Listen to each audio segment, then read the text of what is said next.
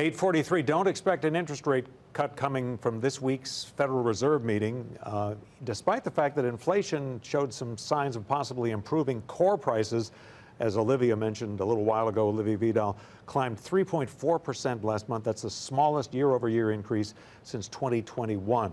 Joining us to give his take on this, Ernie Burns, the financial advisor. Good morning to you. Hi, good morning. So core inflation means they strip out the food and energy prices, Yes. which hit a lot of people, but they're volatile. Yes. So It's a win-win right now because that came out today, and we're a rare occurrence. The Feds actually meet today.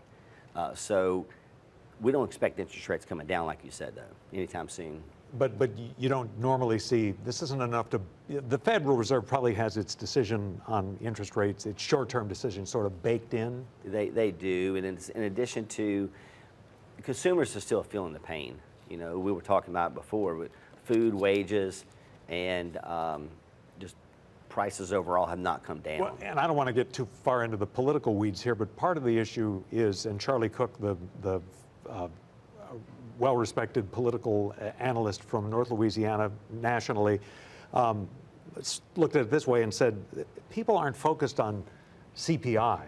They're focused on, at the grocery store, food costs more than it used to. Yeah, and we're not seeing it come down. We're not seeing it come down. It costs more for wages and food and for owners to run their companies right now. So if that's not coming down, people are not really feeling the effects of it. Now, I do think they'll start lowering interest rates, but not till late in the year. Part of what happens too is, you know, businesses get hit with their prices are higher, wages can be higher.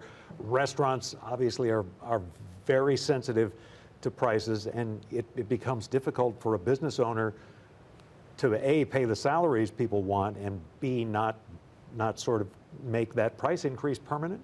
That's true, and what you can do is take advantage of it if you're on the opposite end. And what I mean by that is, if you're retired right now, you can invest, you know, in CDs and structured notes and really money market accounts right now, getting at least 5% or more. And for a, you know, I remember my mother, who later in her life had always relied on a little income from a CD, and when money was practically free, it got to the point where it was really difficult that we had to kind of intervene and move some things around for her because she didn't have that much money. But for people who are on fixed incomes who might rely on a CD, for example, that's an option once again? It's an option once again. It's the first time in 30 years, the last 2 years, interest rates have actually shot up. So therefore, CD rates and money markets and structured notes, there's some fixed accounts that you can take advantage of good rates right now. But in the same addition, though, with interest rates this high, if you're younger, you want to make sure you're paying off some of those debts. Well, you know, the other thing too, Ernie, is if you are a young person in a house, 7.5% interest just seems like ridiculous. You know, few decades ago, that wasn't the worst interest rate in the world.